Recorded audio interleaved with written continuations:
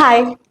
കീമില് engineering option രജിസ്ട്രേഷനുമായി ബന്ധപ്പെട്ടിട്ടുള്ള important ആയിട്ടുള്ള കാര്യങ്ങളാണ് ഇന്നത്തെ വീഡിയോയിൽ പറയുന്നത്. അപ്പൊ എങ്ങനെയാണ് നിങ്ങൾക്ക് ഈസി ആയിട്ട് ഓപ്ഷൻ രജിസ്ട്രേഷൻ ചെയ്യാൻ സാധിക്കുക എന്നുള്ളത് ഞാൻ പറഞ്ഞുതരാം.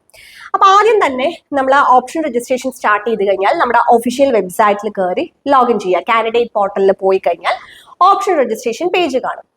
അവിടെ നിങ്ങൾക്ക് ഓപ്ഷൻസ് രജിസ്റ്റർ ചെയ്യാം. അതിന് മുന്നായിട്ട് നമ്മൾ ഇതിനൊരു ഫീ അടയ്ക്കേണ്ടി വരും. അപ്പൊ ആ ഒരു ഫീസും നിങ്ങൾക്ക് ഓൺലൈൻ ആയിട്ട് തന്നെ അടയ്ക്കാനായിട്ട് സാധിക്കും. ഫീസ് അടച്ചു കഴിഞ്ഞാൽ നിങ്ങൾക്ക് ഓപ്ഷൻ രജിസ്റ്റർ ചെയ്യാനായിട്ട് സ്റ്റാർട്ട് ചെയ്യാം. അപ്പൊ ഇവിടെ നമ്മൾ ഓപ്ഷൻസ് കൊടുക്കുന്നത് കോളേജ് ആൻഡ് കോഴ്സ് കോമ്പിനേഷൻ ആയിട്ടാണ് നമ്മൾ കൊടുക്കേണ്ടത്.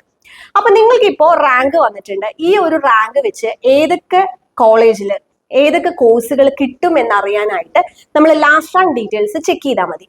ലാസ്റ്റ് റാങ്ക് ഡീറ്റെയിൽസ് എങ്ങനെയാ ചെക്ക് ചെയ്യാന്നുള്ളത് ഞാൻ മുന്നത്തെ ഒരു വീഡിയോയിൽ ചെയ്തിട്ടുണ്ടായിരുന്നു. അപ്പൊ അത് കണ്ടിട്ടില്ലെങ്കിൽ അതൊന്ന് ജസ്റ്റ് കാണാം. അത് വെച്ച് നമ്മൾ ആദ്യം തന്നെ റഫായിട്ട് ഒരു ലിസ്റ്റ് നമ്മൾ പ്രിപ്പയർ ചെയ്യാം.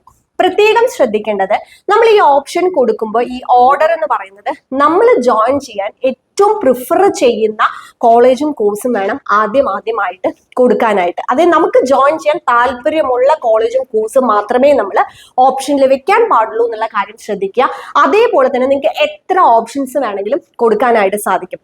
പിന്നെ ഓവർ കോൺഫിഡൻസിൽ ചില ആളുകൾ ചെയ്യുന്നത് ഒരു 5 ഓപ്ഷൻ മാത്രം കൊടുക്കുക. അങ്ങനെ ചെയ്തു കഴിഞ്ഞാലുള്ള ഒരു പ്രശ്നം, എന്തെങ്കിലും കാരണവശാൽ ഈ 5 കോളേജിലോ കോഴ്സിലോ കിട്ടിയില്ലെങ്കിൽ പിന്നെ നമുക്ക് പുതിയതായിട്ട് ഓപ്ഷൻസ് കൊടുക്കാൻ പറ്റാതെ വരും. അപ്പൊ അതുകൊണ്ട് നമുക്ക് മാക്സിമം നമ്പർ ഓഫ് ഓപ്ഷൻസ് കൊടുക്കാനായിട്ട് പറ്റും. പക്ഷേ നമ്മൾ ജോയിൻ ചെയ്യുന്നുള്ള ഉറപ്പുള്ള കോഴ്സും കോളേജും മാത്രം കൊടുക്കാം. ഇനി നമ്മൾ ഈ ഓപ്ഷൻസ് കൊടുക്കുന്ന സമയത്ത് നമ്മൾ വെക്കുന്ന ഈ ഓർഡർ ഇപ്പൊ 1, 2, 3, 4 ഇങ്ങനെ നമ്മൾ വെച്ച് ഒരു 10 ഓപ്ഷൻസ് നമ്മൾ കൊടുത്തു എന്ന് വിചാരിക്കാം.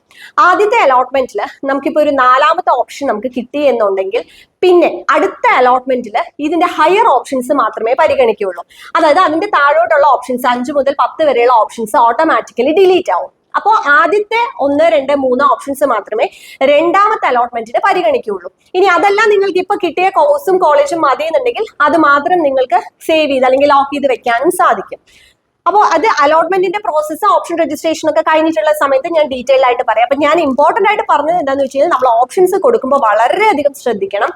പ്രത്യേകം എടുത്തു പറയുന്നു, നമ്മൾ ജോയിൻ ചെയ്യാൻ താല്പര്യമുള്ള കോഴ്സും കോളേജും മാത്രം നമ്മൾ അതിനകത്ത് വെക്കാം. ഓരോ ഓപ്ഷൻസും കൊടുത്തു കഴിഞ്ഞാൽ ഒപ്പം അവരെ സേവ് ചെയ്യാനുള്ള ഓപ്ഷൻ ഉണ്ട്. അത് സേവ് ചെയ്ത് പോവുക. അതിനുശേഷം നമ്മൾ ഏതെങ്കിലും ഓപ്ഷൻസ് കൊടുത്തു നിങ്ങൾക്ക് അത് ഡിലീറ്റ് ചെയ്യണമെന്നുണ്ടെങ്കിൽ ഡിലീറ്റ് ചെയ്യാം. നമുക്ക് ഇതിനൊരു ടൈം പറയും, ഒരു വിൻഡോ ഉണ്ടാവും, ഇത്ര ദിവസമാണ് നമുക്ക് ഓപ്ഷൻ രജിസ്ട്രേഷൻ. അതിനുള്ളിൽ എപ്പോൾ വേണമെങ്കിലും നിങ്ങൾക്ക് അത് വീണ്ടും ഓപ്ഷൻസ് കൊടുക്കാനോ അല്ലെങ്കിൽ ഡിലീറ്റ് ചെയ്യാനോ റീഅറേഞ്ച് ചെയ്യാനോ ഒക്കെ സാധിക്കും. എല്ലാം കഴിഞ്ഞിട്ടാണ് ലാസ്റ്റ് സബ്മിറ്റ് ചെയ്യുന്നത്. ആ സബ്മിറ്റ് ചെയ്യുന്ന സമയത്ത് നമ്മൾ കൊടുത്തിട്ടുള്ള ഓപ്ഷൻസ് എല്ലാം ഓർഡറിൽ കാണും. അത് നമ്മൾ പ്രിന്റ് എടുത്ത് സൂക്ഷിച്ചു വെക്കുക. നമ്മൾ കൊടുത്തിട്ടുള്ള ഓപ്ഷൻസ് കൃത്യമായി പിന്നീട് റെഫർ ചെയ്യാൻ വേണ്ടിയിട്ടാണ്. അപ്പൊ അങ്ങനെ നമ്മൾ ഓപ്ഷൻ രജിസ്ട്രേഷൻ എല്ലാം കഴിഞ്ഞു കഴിഞ്ഞാൽ പ്രത്യേകം ശ്രദ്ധിക്കുക, നമ്മൾ ഇത് ലോഗ് ഓഫ് ചെയ്തിട്ട് വേണം പോകാനായിട്ട്. സ്വന്തമായിട്ട് നിങ്ങൾക്ക് വീട്ടിൽ ഇരുന്നുകൊണ്ട് തന്നെ ഓപ്ഷൻ രജിസ്ട്രേഷൻ ചെയ്യാം. ഇനി അങ്ങനെ സാധിക്കില്ല എന്നുള്ളവർക്കായിട്ട് ഫെസിലിറ്റേഷൻ സെന്റേഴ്സ് പ്രൊവൈഡ് ചെയ്യുന്നുണ്ടാവും. അത് എവിടേക്കാണെന്നുള്ളത് നോട്ടിഫിക്കേഷനിൽ പറയും. അവിടെ ചെന്ന് നിങ്ങൾക്ക് ചെയ്യാം. അപ്പൊ ഈ പറഞ്ഞ കാര്യങ്ങളെല്ലാം ശ്രദ്ധിച്ചു കഴിഞ്ഞാൽ നമുക്ക് ഈസി ആയിട്ട് ഓപ്ഷൻ രജിസ്ട്രേഷൻ ചെയ്യാനായിട്ട് സാധിക്കും. അപ്പോൾ നമ്മൾ ഏതൊക്കെയാണോ കോഴ്സും കോളേജും സെലക്ട് ചെയ്യുന്നതെന്നുള്ളത് ഓപ്ഷൻ രജിസ്ട്രേഷൻ തുടങ്ങുന്നതിന് മുന്നേ തന്നെ നിങ്ങളുടെ റാങ്ക് വെച്ച് ലാസ്റ്റ് റാങ്ക് ഡീറ്റെയിൽസ് വെച്ചിട്ട് നിങ്ങൾ തന്നെ ഒരു ലിസ്റ്റ് പ്രിപ്പയർ ചെയ്യാനായിട്ട് ശ്രദ്ധിക്കുക. ഓരോ കോളേജിലും ഓരോ കോഴ്സും നിങ്ങൾക്ക് എങ്ങനെ വേണമെങ്കിലും ഷഫിൾ ചെയ്ത് നമുക്ക് ഓർഡർ ഉണ്ടാക്കാനായിട്ട് പറ്റും. ഫോർ എക്സാമ്പിൾ, ഇപ്പൊ ആദ്യം ട്രിവാൻഡ്രത്ത് ഒരു കോളേജിൽ നിങ്ങൾ ആദ്യം ഈസി എടുത്തു, രണ്ടാമത് തൃശ്ശൂരുള്ള ഒരു കോളേജിൽ നിങ്ങൾക്ക് ട്രിപ്പിൾ കൊടുക്കാം, വീണ്ടും മൂന്നാമത് നിങ്ങൾക്ക് വേണമെങ്കിൽ പാലക്കാടുള്ള ഒരു കോളേജിൽ CSE കൊടുക്കാം. അതിനുശേഷം വീണ്ടും ട്രിവാൻഡ്രത്ത് നമ്മൾ ആദ്യം കൊടുത്ത കോളേജിൽ നമ്മൾ ആദ്യം ഈസിയാ കൊടുത്ത് അവിടെ പോയിട്ട് നമുക്ക് ട്രിപ്പിൾ കൊടുക്കാം. അങ്ങനെ എങ്ങനെ വേണമെങ്കിലും നിങ്ങൾക്ക് കോഴ്സ് ആൻഡ് കോളേജ് നിങ്ങൾക്ക് പ്രിഫർ ചെയ്യാം. അത് നമ്മൾ അങ്ങനെ കൊടുക്കുന്ന സമയത്ത് ഒരു കാര്യം ശ്രദ്ധിക്കേണ്ടത്, ലാസ്റ്റ് റാങ്ക് ഡീറ്റെയിൽസ് വെച്ചിട്ട് നമുക്ക് അവിടെ സാധ്യത ഉണ്ടോ എന്നുള്ള കാര്യമാണ് ശ്രദ്ധിക്കേണ്ടത്. പിന്നെ പ്രത്യേകം ശ്രദ്ധിക്കുക, നമ്മളുടെ പ്രിഫറൻസ് നമുക്ക് ആദ്യം കൊടുക്കേണ്ടത് നമ്മൾ ഏറ്റവും പ്രിഫർ ചെയ്യുന്ന കോളേജും കോഴ്സും ആവാനായിട്ട് പ്രത്യേകം ശ്രദ്ധിക്കുക.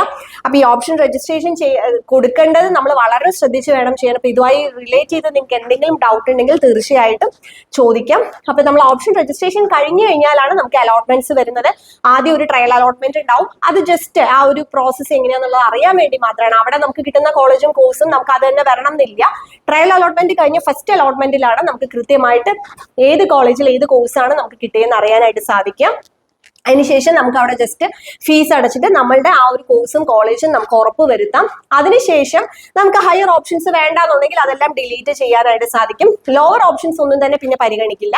പിന്നെ നമ്മൾ കൊടുത്തിട്ടുള്ള ഈ ഹയർ ഓപ്ഷൻസിനെ ബേസ് ചെയ്തുകൊണ്ട് മാത്രമായിരിക്കും നമുക്ക് സെക്കൻഡ് അലോട്ട്മെന്റിൽ നമുക്ക് ഏതെങ്കിലും സാധ്യത ഉണ്ടെങ്കിൽ അത് കിട്ടുക.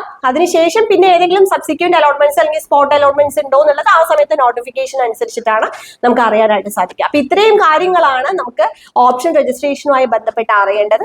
ഇനി ഇതിൽ എന്തെങ്കിലും ഡൗട്ട് ഉണ്ടെങ്കിൽ തീർച്ചയായിട്ടും നിങ്ങൾക്ക് ഒന്ന് കമന്റ് ചെയ്യാം. ഒപ്പം നമ്മൾ ഈ ഓപ്ഷൻ രജിസ്ട്രേഷൻ, അലോട്ട്മെന്റ്, അഡ്മിഷൻ കാര്യങ്ങളൊക്കെ നമ്മൾ ഈ ഒരു ചാനലിൽ അപ്ഡേറ്റ് ചെയ്യുന്നതായിരിക്കും.